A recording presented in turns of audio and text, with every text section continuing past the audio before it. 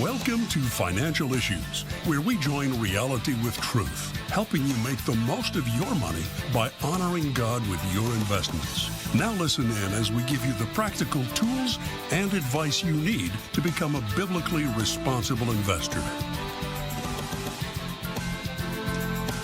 Good morning. Welcome to Financial Issues. We're so glad that you're here. If you're maybe catching us for the first time, we hope that you'll stick around and hear how our ministry, Financial Issues, can help to educate you about financial issues from a biblical worldview. And you can find out more information about becoming a partner of Financial Issues by going to financialissues.org so that you can get access to our biblically responsible investment strategy. So, let's jump right in today with the stewardship verse of the day, Proverbs 21:5. The plans of the diligent lead surely to abundance, but everyone who is hasty comes only to poverty. So I looked up a couple of words there. Diligent means showing care and conscientiousness in one's work.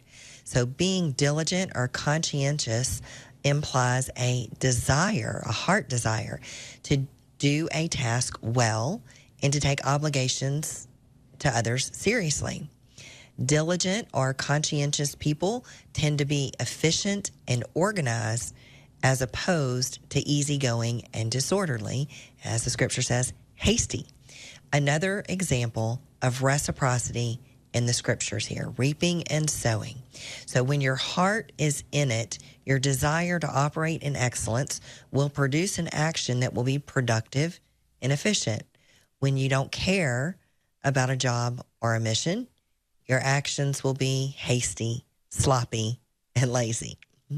When you could care less, your actions are careless, and the result is poverty. What do you think, Seth? That's good, Shana. Yeah, we do need to plan well for sure, plan diligently, as you said, and the result's going to be good. I think, on the other hand, if we plan hastily with impatience, with laziness, then the result's going to be poverty. That's exactly right. So, Shana, we talk a lot about planning on the show, obviously, and we have to trust the Lord as we plan. I think it's really important. We got to strike that balance. But this includes the possibility of catastrophes happening outside of our control. So actually, for the next 2 days, what I'd like to do is explore a few of these. Now, these aren't the only ones, but they seem to be recurring themes that we hear about on our show, sometimes on other shows as well. The first is this, Shana. It's preparation for the worst if the market crashes. So, Shana, just to open up, how do we prepare well in our investments in the event of a market crash? And is there anything we can do right now as we are in the markets? And if so, what could that be? Well, I think for most people, being 100% in the market is probably a bad strategy, especially if you want to be biblically responsible. So the market just most commonly refers to the S&P 500. You can do index investing or things like that. But those indexes are not screened for biblically responsible activity. So you're going to end up investing in things that are going to force your money to be used for ungodly purposes, maybe like funding abortion, pornography, the LGBTQ agenda, and so much more. So I know the word market and equity investing is interchangeable a lot of times, but what you have to remember is that you're not investing in the market, so you really shouldn't experience the same kind of market response, the same kind of volatility that you see in the market if you're implementing the kind of asset allocation that we suggest here with our strategy. And then, Shana, just to kind of a follow-up to that, some warning signs we could look for in discerning a potential market failure. Now, I'm not looking into a crystal ball, but more seeing, where there's smoke, there's fire. Could we potentially discern what these warning signs might be? I mean, sure, you can. I mean, you can look at things like we're in earnings season right now, so you can look at how companies are reporting their success or their failure. Are they meeting expectations? Are they not meeting expectations? What are they saying? Are they saying that that the economy is slowing, that consumers are starting to pinch pennies and watch what they're spending? Is unemployment going up? Are people losing their jobs? What is inflation doing? All of those things are going to influence the market. So, and certainly when there's black swan type of events, so things that come out of left field and hit us, like COVID. Wars tend to be very disruptive when the market experiences unexpected news. If there's widespread fraud or failures in the banking system and things like that, those are some things that can definitely kick off what we would refer to as a market crash. And if this were to happen, Shana, what would be a good next move? And I understand maybe this would depend case by case if it was a war or a pandemic or, as we just saw, a near miss in a potential presidential assassination. Right. What would be the good next move? Well, stop and think about how you built your portfolio. Yeah. Were you conscientious and diligent, or were you hasty, just hearing stories about how people made a lot of money in the markets, and so you just threw together a portfolio based on what everybody else was doing? Or were you intentional about it? Did you learn about what you were doing? Did you learn about the companies that you were going to be investing God's money into? Was it with the intention, first and foremost, of acknowledging that you're not even investing your own money, you're investing God's money? And did you intentionally and diligently choose investments that won't turn around and fund darkness with the resources that you invested in? Did you pick the best companies who have successful histories, who have management who has been through some tough times and that has executed a successful business plan? So you have to remember that you're not invested in some vague concept called the market. You're actually invested in individual companies that you can look up, that you can read about, that you can, if you're a shareholder, you can sit in and listen to their quarterly shareholder conference call. You can, you can read news about what's happening with the company all the time, so that, you're not afraid of what might arbitrarily happen. You have a deeper understanding about that you're investing in real companies. Yeah. And Shana, what about the difference between a market correction versus a full-blown crash? Could you explain kind of the difference between those two? Well, corrections happen all the time. A market correction is when, the market reverses in price. It goes down 10%, 20%, something like that. And those kind of things, a 5% corrections or decreases in value are very, very common and happen just about every year, if not more than once a year. 10% corrections, 20% corrections happen on very regular basis too. So you should know going in that, a 5, 10, 20% decline in value temporarily is something you should expect at some time. So when it happens, you're not afraid. Most of the time, you don't really know if it's a correction or a crash until 6 to 24 months after it's over. It's not till then until you can really start putting pieces together of what actually happened. It's very hard to have discernment while it's happening as to what caused it. As you get further away from it, you can look back. For example, let's go back to the great financial crisis. This happened from 2007 through 2009. I think we have a chart to throw up there on the screen. So from October of 2007 to March of 2009, that's 17 months. The S&P 500 fell over 50%. So you can see that on the chart there, that steep decline. Then it took from March of 2009 through November of 2012. That was right at 44 months, between 3.5 and 4 years, just to get back to the levels that it was before it dropped more than 50%. So that looks like a horrible, horrible thing. And to think for 4 years, you invested money, it dropped off, and it didn't come back for 4 years. Now, let's zoom out and look at, we have another chart to put up there, and tell me on this chart, that's not the right one. There it is. Okay. On this chart now, can you even find the time period from March of 2009 through November of 2012? We took the dates off of the bottom. So what we're looking at here is now S&P 500 from 1928 through 2014. So tell me, can you even find the tree of the great financial crisis in this forest? Maybe you can. Maybe you have a good eye for it. Now let's put the next chart up there. And what we're going to see, now we've put the dates in for you, and I've even circled it in red So now we see that blip on the screen from 1928 to 2024. Now, I know that most of you were not all alive during all of that time period or even most of it, but, the moral of the story is whenever you do long-term investing, those things that seem really catastrophic in the short term, most of the time, if you give it time and you don't panic and get out, you're going to see your plan work. Great stuff.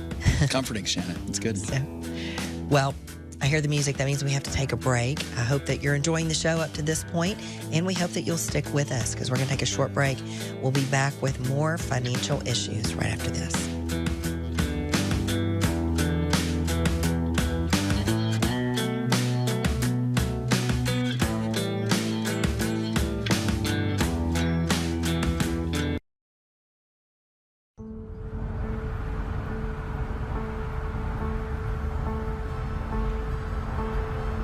I want to make a point. No matter what happens, I'll always be there for you. I know.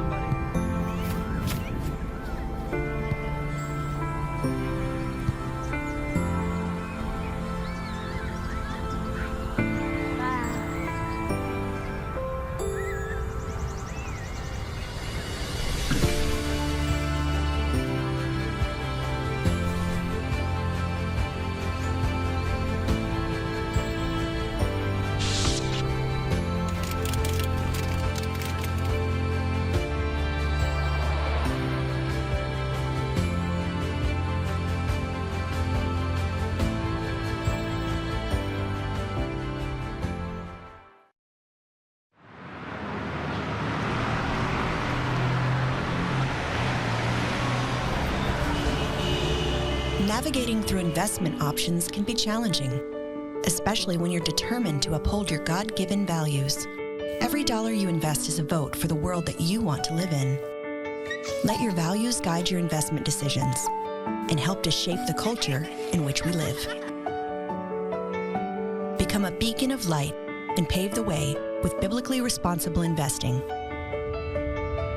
Timothy Plan, where faith and finance collide. Before investing, carefully consider the fund's investment objectives, risks, charges, and expenses of the investment company. This and other important information can be found in the fund's prospectus. To obtain a copy, visit timothyplan.com or call 800-846-7526. Read each prospectus carefully before investing. Investing involves risk, including the potential loss of principal.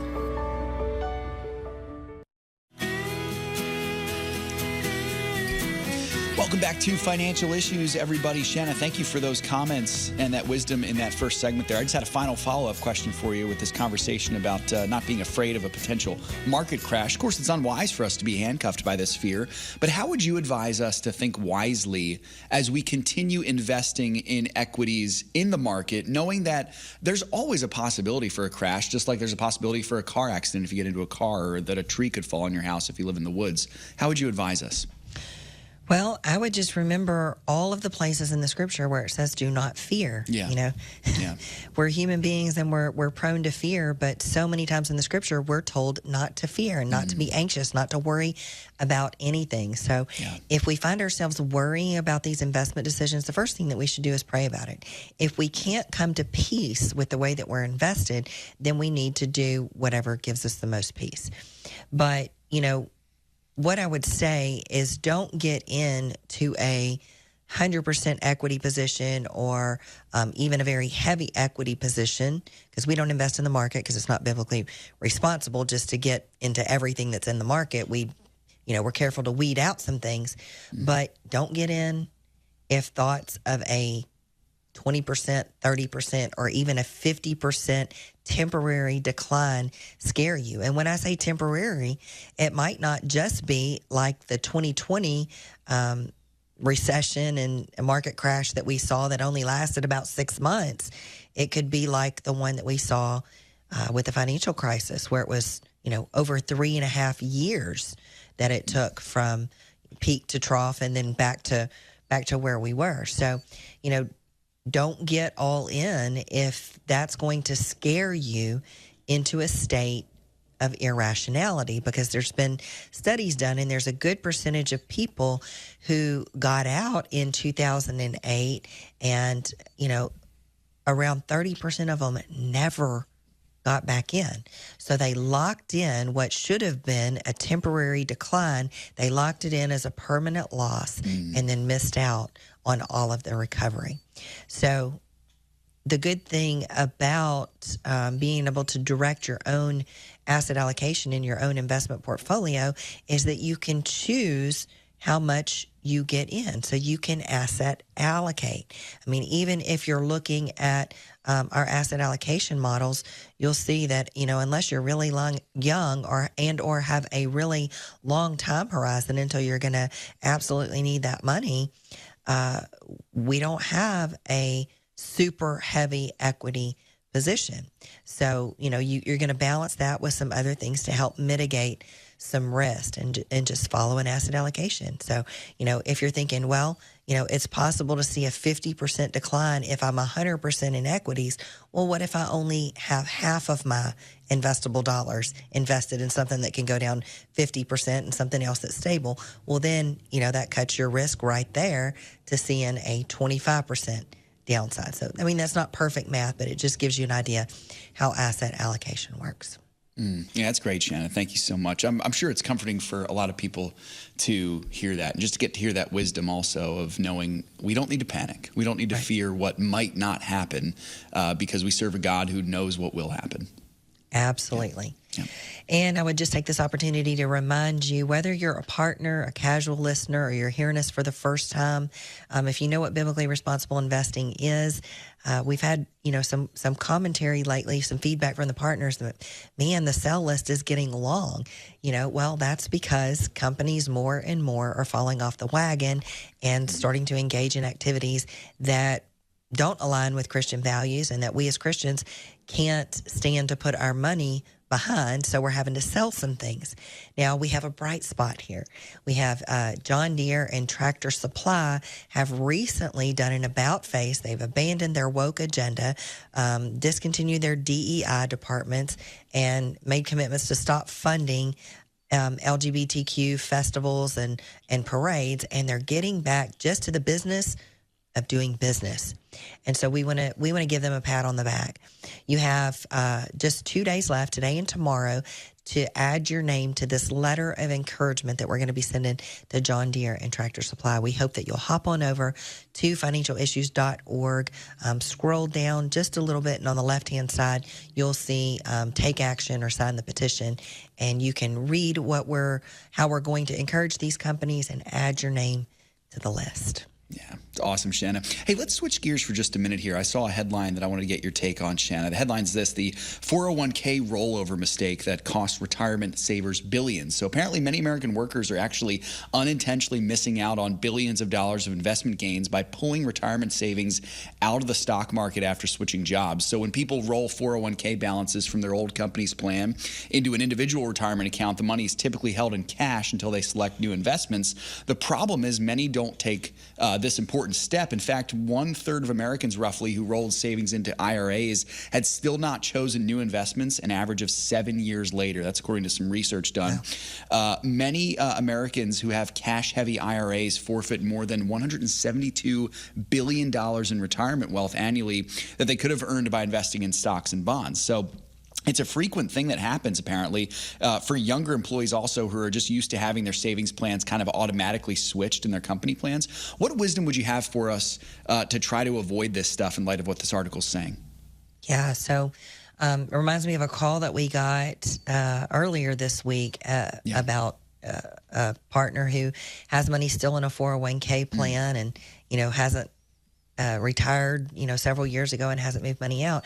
So what you read in this article and those stats that you gave just really highlights for us lost opportunity cost and the time value of money. So, when you have money, it's going to be invested somewhere. So if it's not invested in mutual funds or stocks or equities or bonds, it's probably going to sit in cash and it's going to earn what cash has earned. That hasn't been so terrible in the last, little over a year, as we've been seeing 5% in cash. But that hasn't been the case far beyond that. We've just come out of decades of very, very low interest rates where you couldn't earn hardly anything on money market. So if you roll from a company-sponsored retirement plan like a 401k or pension or something else like that to an IRA. IRA stands for Individual Retirement Account. So now you, the individual, have the responsibility and the privilege of getting to manage that money, and you can do it in a biblically responsible way. So if that's you, if you have money in an old 401k plan that you just haven't done anything about, we encourage you to check out our strategy. It's a do-it-yourself program. We give you asset allocation models, a buy list. We alert you of sales that you may need to make, and you can implement that strategy for yourself. And the best thing about that is that you're going to be honoring God as you manage the resources that He's trusted you to manage. Yeah, it's awesome stuff. Good advice to not miss out on any opportunity for sure. Speaking of cash, actually, Shana, we had a partner, Charles, who is sitting right now on almost $1 million, right around $900,000 in cash in an IRA with Fidelity. It's untaxed. He says, I've been a partner for years, but I've never done anything with it. 70 years old. I need some help. Who in my area can sit down with me and help me understand how to move forward? Well, I don't know what area Charles is in, but what I can say is that there's really only one advisor that I know and trust to do the financial issues strategy. If you want to contact Pat, you can get the name of that person and find out how to contact them. I think a lot of people get hung up on, I want to have somebody local that I can go in and talk to. But the odds are, if you walk into any successful financial advisor's office, you're not going to be able to walk right into their office. You're going to have to make an appointment. You're probably going to talk to them on the phone more than you see them in person. I mean, it's just like your doctor or a lawyer. If you have a really good doctor or a lawyer, you don't just walk into the office and say, hey, I'd like to see the doc. They're successful because they're busy, and that's for a reason. So, I would submit to you that most people beyond the first few meetings only talk to their advisors by phone anyway. So, in the age of technology, there's video conferences. We do a lot of that in our practice. That's how we meet with clients. So, we still know our clients. We know them by face because we do video calls with them and things like that. So I would encourage you just to get the contact information. It doesn't cost you anything except a little bit of your time to, find out how things would work and if it would be a good fit for you. Beyond that, you have to be very careful. You could probably look up who does biblically responsible investing, but, I hate to say it, but there's a lot of diversions in biblically responsible investing. Different advisors have different ideas of what it actually means and how to do it. So if you really like the financial issues strategy, one, I would say consider watching the videos and doing it yourself, or two, just email Pat and just have an exploratory conversation. Good stuff, Shana. Dale is the next one here. Has a bit of more of a geopolitical question here. China has sold a bunch of teas. He's wondering what will happen to the dollar if Russia, China, Iran, and Saudi Arabia decide to sell. Will the U.S. go into hyperinflation, and will the stock markets do the same? What will they do? Is this a real threat? What do you think for Dale from Oklahoma? Well, it should be a real threat. I mean, yeah. Foreigners, and when he says teas, he's meaning treasuries, I'm assuming. Yeah. That makes the most sense to me. But, foreigners, Russia, China, Japan, Saudi Arabia, lots of those foreign countries have been big buyers of our debt until recently.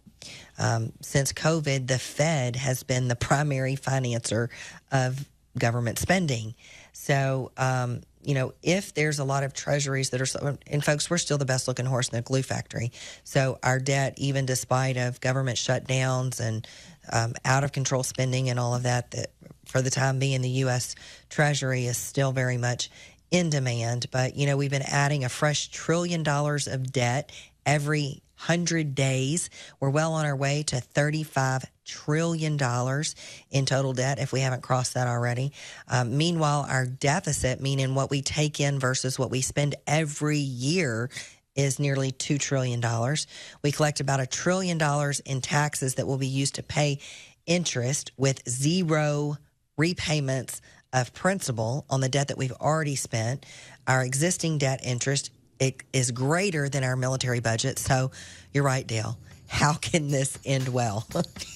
So debt has brought down so many societies, so many civilizations in the past. And, we'd be foolish to think that if we don't get our act together, America couldn't be following in those same footsteps.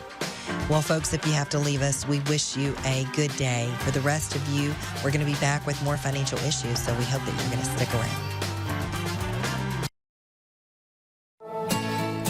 Through the ministry of Preborn, the Financial Issues family has saved tens of thousands of lives of babies. What an amazing job that God has done through you, the Financial Issues family. Would you join us in saving the lives of babies? What an amazing reunion we will have in glory, meeting all the people that we have saved.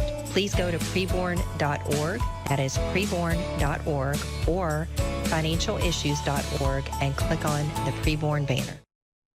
Samuel Case, news anchor with FISM News, sits down to read real comments from real viewers. All righty, let's see, a bigger one here from Spectrum Nomad. That's a fancy name. Finally, a non-biased news source that tells everything how it is without having to push their opinion. It's not necessarily true we're not biased. We are Christian, we are conservative, but you're totally right that we don't try to push our own opinions or commentary in the story. So it's really great to hear that you're picking up on that.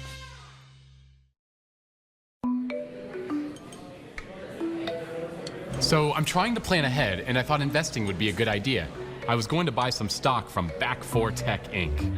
Yeah, they're actually under investigation for supplying technology that helps human traffickers. Oh, what about microdrafts? They support the gambling industry. U.S. Cardboard Company, people always need cardboard. Abortion lobbyists.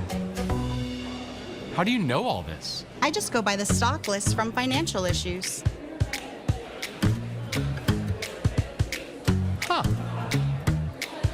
Feel confident and rest assured that your money is not supporting the things that grieve the heart of God. For more information, go to financialissues.org to find out how you can be biblically responsible with your investments. Go to financialissues.org today. Grow your money God's way.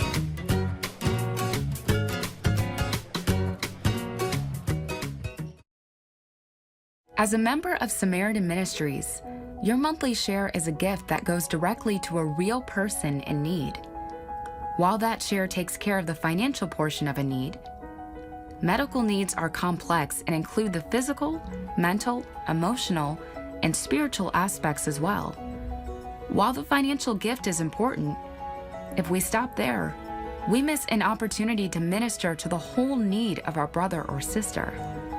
When you faithfully pray and send a note of encouragement and scripture along with your share, those words become a vessel of God's continued healing and blessing on the receiver. And the impact it has is immeasurable, bringing glory to God and provision and unity to His church. Glorify God with your health care. Send a note this month.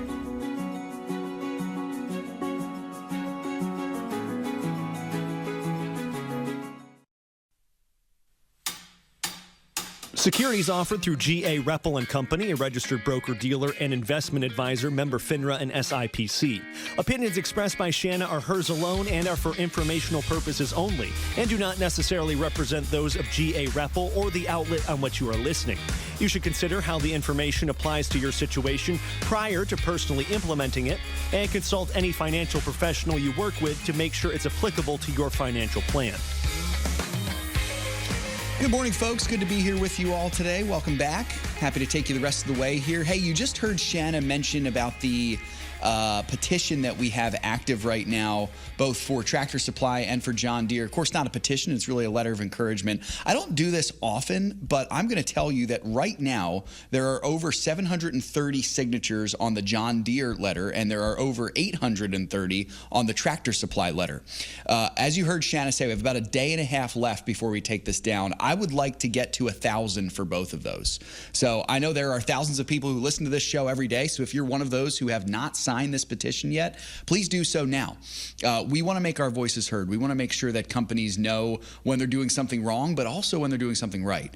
And this is a biblical concept. We're told to encourage one another and build one another up. Of course, that mainly applies to the church, but it also applies generally when we see, especially in our space, we see companies doing what is right in a world where so many are doing what is wrong. We want to make sure that they know that and know how much we appreciate them. And the more signatures we get on this, the more of an impact we're going to have. And that just sets a precedent as well for these companies to know, okay, you know, we're not going to get involved in this stuff in the future either. There are a lot of people out there who believe in us and who like what we're doing and who believe in our business. So I would encourage you, if you've not signed it today, go ahead and do that right now, please, even before the end of the show. And let's see if we can get to 1,000 signatures on each of those petitions that we have right now before they close tomorrow night. So make sure that you do that. And thank you to those of you who have signed it at this point now. It's been a great, great petition that we've had going on. We're going to keep it moving. So let's take a look at the markets, folks. Yesterday, they continued their winning ways, but then in the afternoon kind of sunk to the flat line. They were sort of nervous about what could potentially come from the big tech earnings that came at the bell yesterday. And by late afternoon, sure enough, the indices had sunk just below the flat line. So at the end of the day, the Dow Jones was down about 1/8%. The S&P 500 was a little bit further, about 1/8% as well. And then the NASDAQ was down just below the flat line. The pre-markets this morning, as it sat, were way, way down. The reason for that was, and I know we saw there in the chat, we had a couple of you wondering if that was because of Kamala Harris being the, what it seems to be, by all rights, the front runner for the Democratic nomination. Could have something to do with that. I think a little more has to do with the tech duds that we saw yesterday, but they were way down. And sure enough, as they've opened right now, all in very negative territory. The Dow Jones is bleeding the least right now, about negative 50, about negative 0.5 percentage point. The S&P 500 is down almost 1%, and the tech-heavy NASDAQ is down a full 1.5 right now, full 1.5% right now. The reason for that is because of those tech duds we saw yesterday. First one off was Tesla. Remember, Tesla is not on our list, though some screenings do screen it clean. Tesla pays for its employees to travel to have abortions, so we believe that it is not biblically responsible. Tesla actually dropped 7% in auto revenue as earnings fell way short of estimates. So weaker than expected for the second quarter. The stock slid more than 8% in extended trading. And the company said, quote, it recognized record regulatory credit revenues in quarter two, pointing to the fact that other automakers are still behind on meeting emissions requirements. So not a great report for Tesla. Not much better for Alphabet either, which also reported yesterday, though a little bit better. Alphabet, of course, is Google's parent company. The results were mostly in line with the analysts' expectations on revenue, but they missed, actually, on YouTube's advertising revenue. So take that, YouTube. No, I'm kidding. That's not very nice. We might get cut for that. But anyway, the shares of Alphabet were down about 2% after hours trading. Earnings beat, but again, YouTube's advertising revenue missed. It ended up with $8.66 billion versus the $8.93 expected. Alphabet's revenue as a whole was up 14% year over year. So that's what we're looking at for earnings, folks. Not a lot else to report in earnings this week. Those were the big ones there, and as you can see, they had an impact on the markets. We'll probably see the NASDAQ in negative territory for most of the day today. But some other headlines I wanted to get to here. The National Association of Realtors reports that existing home sales slipped 5.4% in June, while median sales price jumped to a record high of $426,000, almost $427,000 for a existing home. So the median existing home sale price jumped. That's a 4.1% increase from June of last year to this year. And the second straight month it reached an all-time high, as well as the 12th consecutive month of year-over-year price gains. It's getting harder and harder to buy a home. And some other economic news here. 39% of Americans worry that they cannot pay their bills. We've seen a couple headlines like this recently, folks. Nearly 4 in 10 Americans are worried about being able to make ends meet. This is an 11 percentage point jump from 28% back from December of 2021, and just 2 percentage points below the 37% seen during the Great Recession of 2008. Even higher percentages of Black and Latin Americans, 46% for blacks, 52% for Latin Americans, said they're worried most or all the time about being able to meet their monthly expenses, despite the Biden administration's focus on what it called racial equity in its economic policies. A large share of respondents overall said they're taking on side jobs, using credit cards to pay for expenses, cutting back on driving time amid current financial struggles. Folks, I think it's clear the impacts of Bidenomics continue to, sadly, be long-reaching. So one more headline here before we get to some partner interaction. Americans also seem to be falling behind on their car payments. Interesting here. Defaults on auto loans increased by 11% for the first half of 2024 compared to 2019. There was a report that said through the first 6 months of 2024, the number of repossessed cars was at the biggest wholesale marketplace, increased by 23% year over year. And data also shows that repossessions are up 14% when compared to the same period back 5 years ago. So that's what's happening here in the economy, folks. Again, there's mostly troubling things that are happening here, but not any reason to panic for sure. Also, of course, keep in mind that we have a Federal Reserve interest rate meeting coming up next week, and of course that will be actually the first of two before the election in November. So those are really the big things that we're keeping an eye on right now. Grant, let's get to some partner interaction. I know we had a comment there from Peter and Josie in Arkansas from yesterday that we'd like to get to. Let's do that. Yeah, so Peter and Josie asked, got a call from Fidelity trying to let me know about their financial advisory services if I'm interested. I spent the rest of the day telling him about BRI and FISM. I can't say I had much of a harvest, but at least the seeds were grown. P&J, that's great. That's well done there. Really good. And I think that's the way the movement grows. And I don't want you to be discouraged about not having much of a harvest. It's not your job to grow the seeds. It's God's job. It's our job to be obedient and to harvest. And that's the way the movement grows. It really is. You all remember, if you've been with us for a long time, and for a new audience, our founder Dan Celio always used to talk about this idea of organic growth and how we want the ministry to grow that way, through word of mouth, just natural growth of people finding out through churches, through conversations, maybe through social media, to be sure. But that's the way that organizations grow. And so it's very well done, my friend. I appreciate that so much. And I'd say P&J also, just be encouraged. Just like when we spread the gospel, the actual growth, again, is not up to us. The actual growth is an act of God. God has the hard job. We have the easy job. All we have to do is just be obedient and spread the word. So the harvest will come if God allows it to. And so we need to be confident that he will. And if he does not, that he has a better plan in mind. But I do promise you this, P&J, he will not forget your faithfulness and your obedience to act upon your convictions and to follow the heart, to be biblically responsible, even bringing it into what might be somewhat of a darker place, with, for example, the company that you mentioned, Fidelity. As a brokerage, they're just fine, but there's no way they're biblically responsible. So they need to hear it. They need to hear it. And you did a great job, man. And God is not going to forget that. He's going to reward you for it. So well done. I appreciate that so much there. We have another comment here from Alejandro on Facebook. I don't know if we're going to have time to get to this one, though, Grant, so why don't we save that for the next segment. And, folks, let me just tell you right now, so, of course, you all know that we've been praying for Craig Halgard. Right now is normally the time in the program that we do the Ag Report. We do not have an Ag Report today because yesterday Craig went into surgery. I was texting with him earlier today, and it sounds like the surgery went very, very well. So thank you all so much for your prayers. Craig has been having some issues with his prostate and some things, happening kind of in that area down down there that have just been some recurring issues. So if you would please lift up Craig Halgard in prayer as he recovers. He is a little more than halfway there. He has one more surgery coming up, I believe, in December. So he has given me the green light to share with the Financial Issues listeners his thanks and his wishes to continue to pray for him and for his wife, Laura. Also, they're dear friends of the Financial Issues family, as you all know. We won't have an ag report today, and there's a good chance we won't have one tomorrow either. So just keep Craig in prayer. He is a workhorse, and he'll probably try to give us an ag report, but he really does need to rest right now. So keep him in prayer. Keep his family in prayer. Also wanted to give a shout out to Royce. I appreciate you, Royce, sharing your prayer request with us about what has been happening with you and with your recovery from your car accident. So we'll keep on praying for you there, brother. That's good stuff. And good to see so many of you on the chat this morning as well. You got to join the chat, folks. It's a great place to be.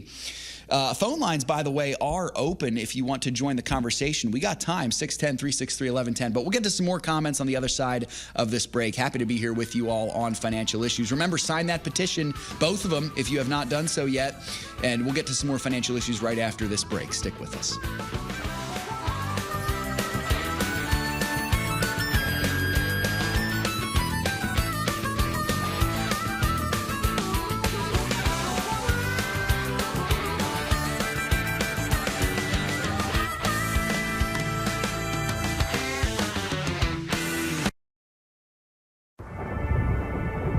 In a world where financial decisions can feel overwhelming, it's easy to lose sight of what truly matters.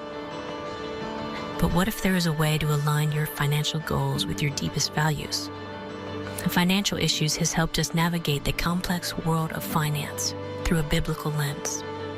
By prioritizing and investing in a way that honors God, Financial Issues has empowered us to focus on what truly matters: our family, our faith, and our future. With Financial Issues by our side, we can invest knowing that our financial decisions are in line with our values. Take the first step today and become a Financial Issues partner to access rich online resources, training tools, and guidance for biblically responsible investing. Head over to financialissues.org and learn how to invest your money in a way that honors God. That's financialissues.org. There are moments in life that define us. Choices determine the courses we take. Choices that create life, or those that save a life. And some make life worthwhile. There are decisions to stay or to go, to remain the same or to grow. Sometimes we pray and make peace. Other times we take a stand for what we believe. In celebration, mourning, triumph, and defeat, we are invested in every decision we seek. Despite differences, we have one thing in common: the desire to do all for the glory of God. Keep your wallet aligned with your heart and your investments in harmony with your faith. Timothy Plan, biblically responsible mutual funds, ETFs, and retirement plans. Before investing, carefully consider a fund's investment objective, risks, charges, and expenses contained in the prospectus available at timothyplan.com. Read carefully before investing. The opinions and recommendations expressed on this program do not necessarily represent the opinions of the station or any of the program sponsors.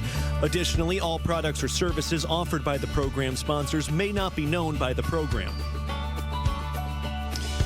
Thanks for joining us today on Financial Issues, folks. Just saw a comment in the chat section here from Claude saying anti-Israel protesters have flooded the Capitol. No talk of an insurrection. Of course, pray for the safety of Benjamin Netanyahu. Good thing to do there, Claude. Absolutely. I heard Netanyahu was supposed to meet with the president, and the president was a no-show. Then I also heard he was supposed to meet with some of the other high-level members of the president's cabinet, and they were no-shows as well. I heard that he was going to meet with Donald Trump. I don't know if that has happened. Maybe one of you in the chat could corroborate that for me, but I thought that he was potentially going to try to make that happen, since the sitting president apparently didn't have the time in his schedule to be able to meet with one of our most important the leader of one of our most important allies in the world, and certainly our most important in the Middle East. So that's a bit of a bummer there. But yeah, definitely pray for the safety of Prime Minister Netanyahu, as well as everyone there in the Capitol right now. Of course, no talk of an insurrection, because it doesn't seem to be convenient for the liberal talking points. but that's the way it sits right now. 610-363-1110, number to call in if you want to join the conversation, 610-363-1110. Hey, Grant, let's get to Alejandro's comment. He had a very interesting one from Facebook yesterday. Yeah, so Alejandro, he has a comment here. The Republican Party is not a Christian party. It is conservative at best. But let me ask this. Have our churches opened their doors and microphones to politicians so they feel welcome to belong in the believers as in the church? If the answer is no, then how are we going to demand the party to take our beliefs at its base? We have to be active and speak politics at church if we want the politicians to speak our beliefs. Just a thought. God bless you all. Alejandro, that's a good comment, man. I appreciate that a lot. I appreciate your love for ministry also. I'm going to say a few things about it piece by piece because I think you're definitely onto something here. First, amen to your initial comment. I think if we conflate the Republican Party with a Christian party, we are sadly mistaken. And all you need to do to get a sense of the fact that the Republican Party is not Christian is look at some of the clips from the Republican National Convention. Were some good things there? To be sure, absolutely. But there were some egregiously bad things as well, like people praying to demon gods, just for an example. That's not going to bring us back to a place of prosperity in this country if we openly reject the one true and living God by praying to false gods. Republican Party, newsflash for you, it's not going to happen. The Republican Party is not a Christian party, and you're exactly right, Alejandro. And if we put our hope in the Republican Party, we are setting ourselves up for failure. Christless conservatism is one of the most ghastly things that we have seen in this country, and I mean that absolutely. Christless conservatism is a joke. It's not going to work. The only way that the conservative movement has any power behind it is if it is based in the worldview of Christianity. It's the only way. It's the only way. So I agree with you there, brother. Second, for your idea. It's a very interesting idea, man. And I want to certainly speak frankly about it here. Very interesting idea. I personally might be cautious encouraging churches to bring in politicians to come and speak. I would be pretty cautious with that. Now, should they come into church to hear the gospel? Absolutely, they should. We should be inviting politicians in. They need the gospel as much as any of us do. Should they speak from the pulpit? Personally, I would say no. I would say that they should not speak from the pulpit. The reality is most politicians are lost. Most Republican politicians, Democrat politicians, they need the gospel. They need the gospel, and they need it as much as the drug addicts and the prostitutes and the people who worship demon gods and the people who follow false religions and porn addicts do as well. Most of them are lost. And I would say the ones that are saved, or at least the ones that are professing believers, this isn't an across-the-board thing, by the way, but for the most part, I would lean towards thinking many of them are not equipped to speak in church in a pastoral role. See, I am, and this is my personal belief here. I'm not speaking for the rest of the ministry, but I personally am a Baptist.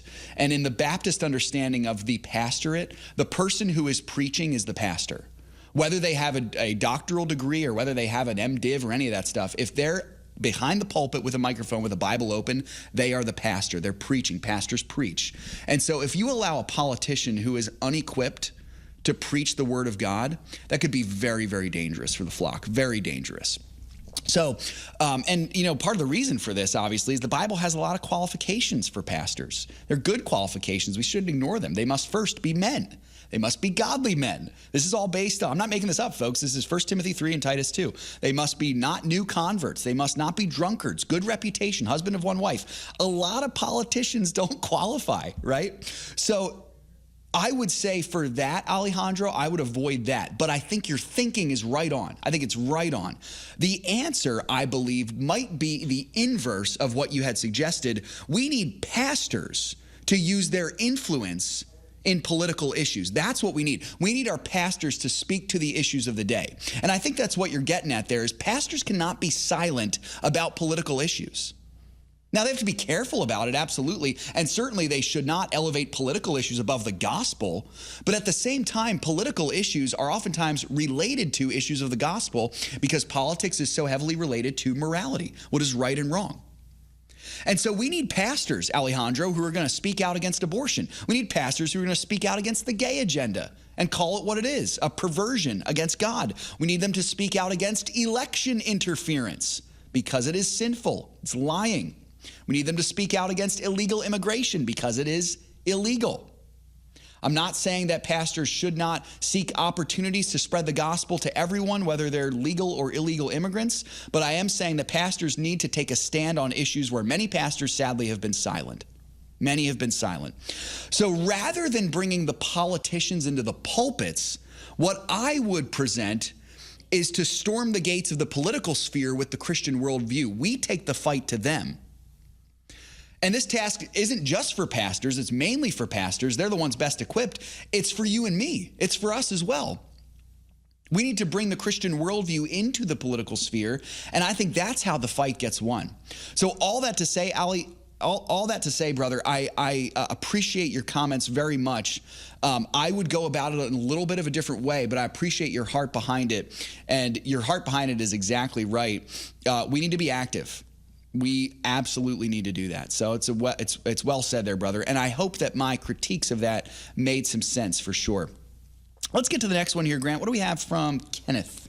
Yeah, so from Kenneth, we have, what do you think of Swiss franc as a hedge rather than precious metals? And this is another question, too. What are Swiss francs, and what does he mean by a hedge? Good question there, Kenneth. I know you've been asking this one the last couple days. So, yes, the Swiss franc, is a foreign currency, officially the currency of Switzerland, Liechtenstein, and the Swiss National Bank. Currently, it boasts a slightly higher value than the U.S. dollar. I think it's valued at $1.13 right now. So it's one of the more prominent currencies on the world stage because of the prominence of the Swiss bank also.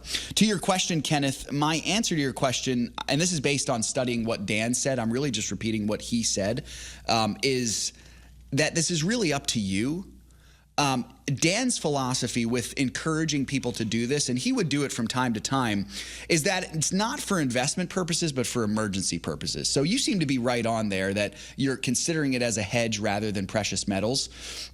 You probably know this. It would be good to consider it for emergency purposes in preparing for a potential financial crisis, not unlike what we've talked about this morning with Shana.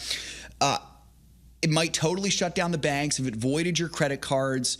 Having a potential other currency could be a good thing. Now, you shouldn't go overboard with it because who knows, there's a chance that Swiss francs could be shut down as well. But it could be a good thing for you just to have more tools in your tool belt, if that makes sense. And if this concept sounds familiar to you, Kenneth, by the way, I hope it does, because it's a similar mindset we tell people when they ask about having cash at home. How much cash should I have in preparation for something like this, for a financial crisis or something like that? The idea is to be prepared for the worst and be prepared for anything, but not in any way to go overboard. So my understanding with cash at home is you have enough cash at home to be able to help you through an emergency situation. You know, if you need to get somewhere, if you need to get gas, if you need to drive to the emergency room, if you need to buy food, or and who knows, maybe even in that situation, Dan would talk about this, maybe at that point you're more bartering as opposed to buying things. But if you have enough to be able to just handle yourself in an emergency situation, you can't go overboard. It's that same idea when we're talking about Swiss francs, I think. It's simply to have a wider variety of available currency for you in case of an extreme chaos situation. But folks, again, don't get too bogged down by that. For an inflation hedge, you asked about that, Kenneth. Certainly, you can have the Swiss franc as emergency, but if you're looking for hedges of inflation, your best bet is a well-diversified portfolio. And it's also not a bad thing to own property too. So if you're looking for something that could work, I think those two things would work really well. And they're much more investment-minded as opposed to the Swiss franc being much more kind of emergency, not really even savings-minded, just emergency-minded there. So I hope that makes sense, Kenneth. I appreciate that question. I apologize. It took us a couple days to get to it. I'm seeing from some of you on the chat there that it does look like Benjamin Netanyahu is trying to meet with Donald Trump. So hopefully that does happen. I saw that from Chris Lang, one of our news writers. Yeah, so it looks like Netanyahu's going to meet with Trump on Friday. So meeting with the man who many see as perhaps the real leader of this country in Donald Trump there. Boy, it was a good show, folks. I appreciate it so much. And again, I appreciate Alejandro's comment. Brother, I hope that made sense. Feel free to respond on Facebook. I see you responding there. Thank you for that encouragement, brother. That's awesome. We'll do it again tomorrow, folks, Lord willing. Make sure to sign the petition as well. We're getting those signatures on there. It's looking great so far.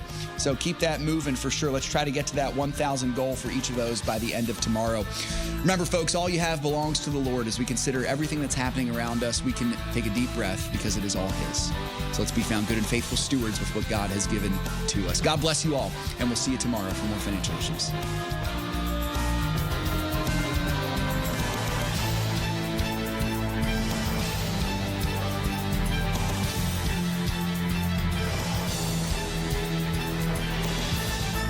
If we ever forget that we're one nation under God, then we will be a nation gone under. Thank you for joining us. This has been an FISM production.